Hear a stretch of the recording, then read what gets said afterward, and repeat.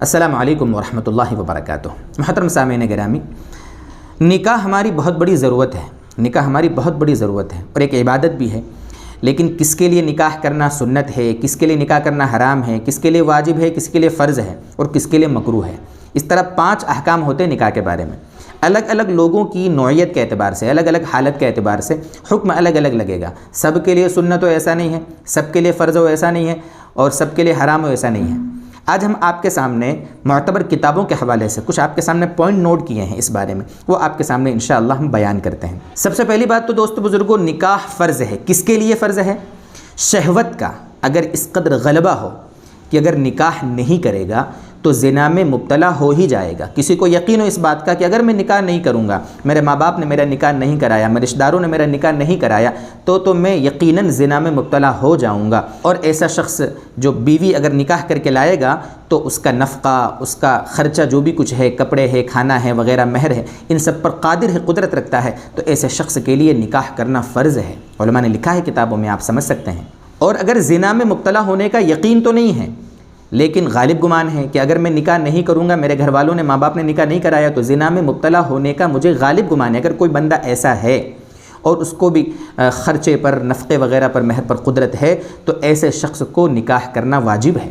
یہ تھوڑا سا فرق ہے فرض اور واجب میں۔ اور جس پر نکاح فرض ہے یا واجب ہے، اگر وہ نکاح نہیں کرتا ہے یا اگر اس کے ماں باپ اس کا نکاح جلدی نہیں کراتے ہیں اور اگر وہ گناہ میں مبتلا ہوتا ہے تو خود بھی گناہ گار ہوگا، اور اس کے وہ رشتہ دار، ماں باپ، سگے جو بھی ہیں جو اس کا نکاح نہیں کرا رہے ہیں یا نکاح کرانے میں تعاون نہیں کر رہے ہیں، دوستو بزرگوں، وہ گناہ گار ہوں گے۔ اور کس کے لیے سنت ہے؟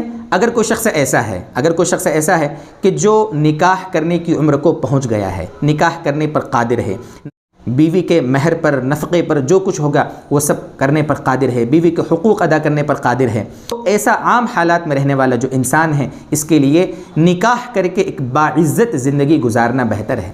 کیوں؟ اس لیے کہ نکاح ہمارے نبی صلی اللہ علیہ وسلم کی سنت ہے، نکاح تمام انبیاء کی سنت ہے، نکاح ایسی عبادت ہے جو جنت تک ساتھ جائے گی۔ تو دوستو بزرگوں، اتباع سنت کی نیت سے اور حصول اولاد کی نیت سے، حصول اولاد کی غرض سے اگر کوئی نکاح کرتا ہے تو یہ نکاح کرنا سنت ہے۔ اور اگر کوئی شخص ایسا ہے کہ جو نکاح کرنے کے بعد بیوی کے حقوق ادا کرنے پر قادر نہیں ہے، اس کو یقین ہے کہ اگر میں نکاح کر لوں گا تو بیوی کے حقوق ادا نہیں کر پاؤں گا، اس کو یقین ہے کہ میں ظلم کروں گا، اس کے حقوق ادا نہیں کروں گا، اس کو کھانا نہیں کھلاؤں گا، اس کے کپڑوں وغیرہ کا انتظام نہیں کروں گا، یعنی کل ملا کر یہ کہ حقوق کو ادا کرنے پر وہ قادر نہیں ہے کسی بھی طریقے سے، تو ایسے شخص کے لیے نکاح کرنا حرام ہے۔ ایسا شخص اگر نکاح کرے گا تو نکاح کر کے یہ گناہ کبیرہ کا ارتکاب کرنے والا ہو جائے گا۔ اور دوستو بزرگوں، اگر کسی کو غالب گمان ہے کہ اگر وہ نکاح کرتا ہے تو نکاح کرنے کے بعد بیوی کے حقوق ادا نہیں کر پائے گا، غالب گمان ہے، یقین نہیں ہے، تو ایسی صورت میں اس کے لیے نکاح کرنا مکروہ تحریمی ہے۔